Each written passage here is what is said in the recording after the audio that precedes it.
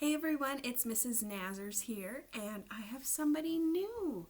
Emmy's not with us today. She is at home, and I have Buddy, and Buddy is going to help me with Chapter 5 of Charlotte's Web today.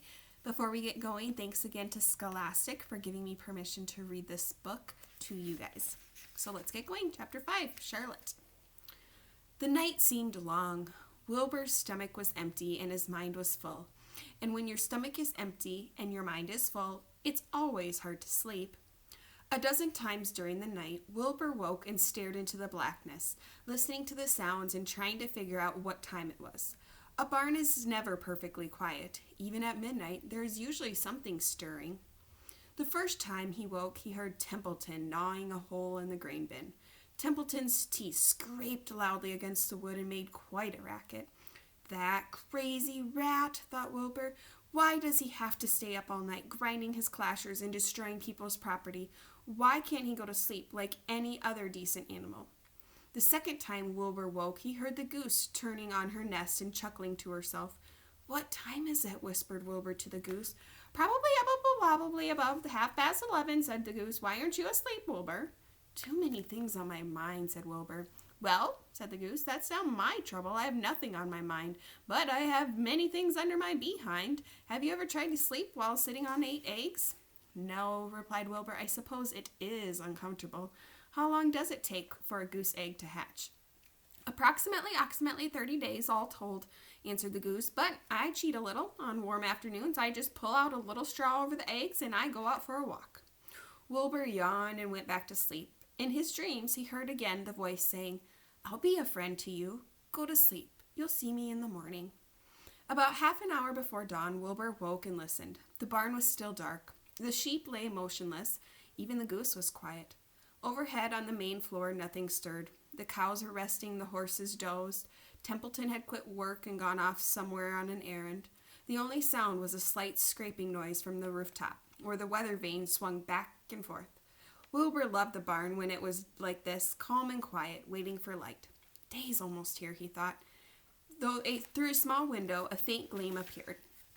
One by one, the stars went out. Wilbur could see the goose a few feet away. She sat with her head tucked under a wing. Then he could see the sheep and the lambs. The sky lightened. Oh, beautiful day! It is here at last. Today I shall find my friend. Wilbur looked everywhere. He searched his pen thoroughly. He examined the window ledge, stared up at the ceiling, but he saw nothing. Finally, he decided he would have to speak up. He hated to break the lovely stillness of dawn by using his voice, but he couldn't think of any other way to locate the mysterious new friend who was nowhere to be seen. So Wilbur cleared his voice. Attention, please, he said in a loud, firm voice. Will the party who addressed me at bedtime last night kindly make himself or herself known by giving an appropriate sign or signal? Wilbur paused and listened. All the other animals lifted their heads and stared at him. Wilbur blushed, but he was determined to get in touch with his unknown friend. Attention, please, he said. I will repeat the message.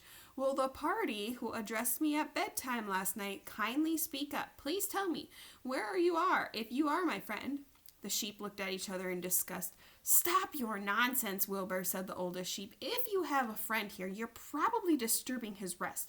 And the quickest way to spoil a friendship is to wake somebody up in the morning before he's ready. How can you be sure your friend is an early riser? I beg everyone's pardon, whispered Wilbur. I didn't mean to be objectionable. He lay down meekly in the manure facing the door. He did not know it, but his friend was very near. And soon the old sheep was right. The friend was still asleep. Soon, Lurvy appeared with slops for breakfast. Wilbur rushed out, ate everything in a hurry, and licked the trough.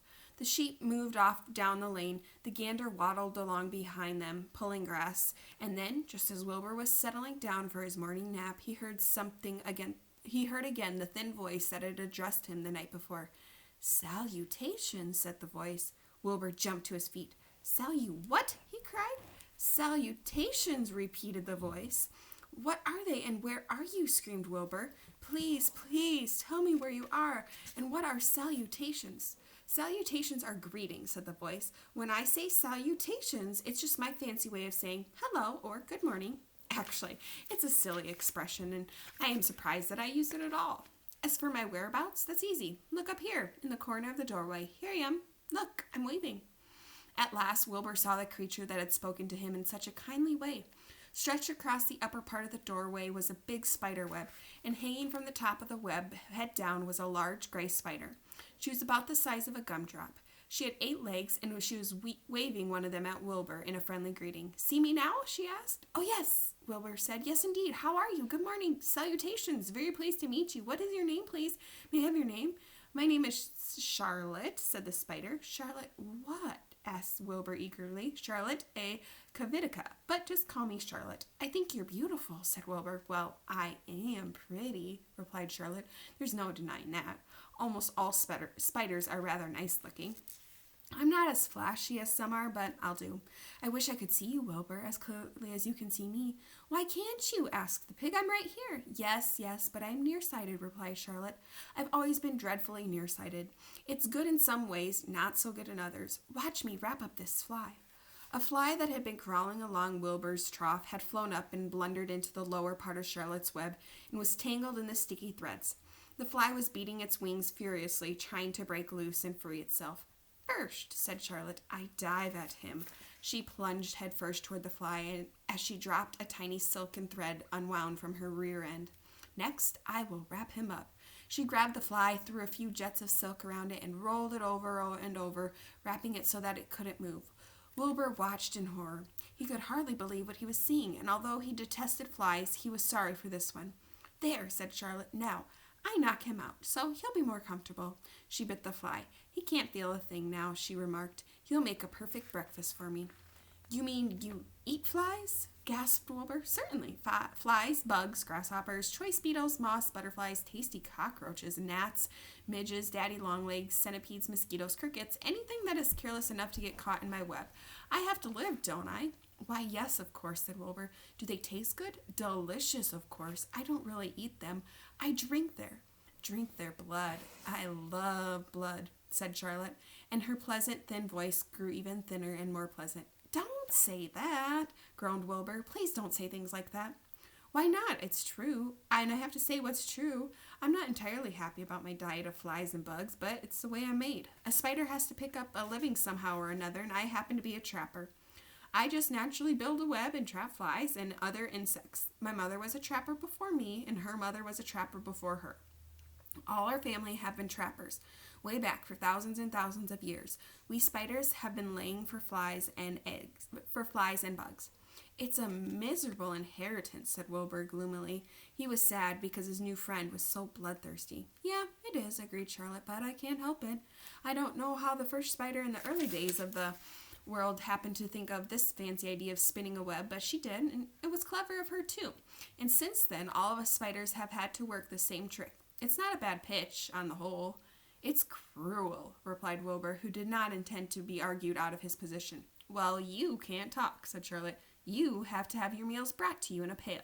Nobody has to feed me. I have to get my own living. I live by my wits. I have to be sharp and clever, lest I go hungry. I have to think things out, catch what I can, take what comes. And it just so happens, my friend, that what comes is flies and insects and bugs. And furthermore," said Charlotte, shaking one of her legs, "do you realize that if I didn't catch bugs and eat them, bugs would increase and multiply and get so numerous that they would destroy the earth, wipe out everything." "Really?" said Wilbur. I wouldn't want that to happen at all. Perhaps your web is a good thing after all." The goose had been listening to this conversation, chuckling to herself. "There are a lot of things Wilbur doesn't know about life," she thought. "He really is a very innocent little pig. He doesn't even know what's going to happen to him around Christmas time. He has no idea that Mr. Zuckerman and Lurvy are plotting to kill him." And the goose raised herself a bit and poked her eggs a little further under her so that they would receive the full heat from her warm body and soft feathers. Charlotte stood quietly over the fly, preparing to eat it. Wilbur lay down and closed his eye. He was tired from his wakeful night and from the excitement of meeting someone for the first time. A breeze brought him the smell of clover, the sweet-smelling world beyond his fence. "Well," he thought, "I've got a new friend, all right, but what a gamble friendship is. Charlotte is fierce, brutal, scheming, bloodthirsty, everything I don't like. How can I learn to like her, even though she's pretty and, of course, clever?" Wilbur was merely suffering the doubts and fears that often go with finding a new friend. In good time, he was to discover that he was mistaken about Charlotte. Underneath her rather bold and cruel exterior, she had a kind heart, and she was to prove loyal and true to the very end. So that ends chapter 5. I am excited to continue reading this tomorrow when we pick up with chapter 6. Have a great afternoon.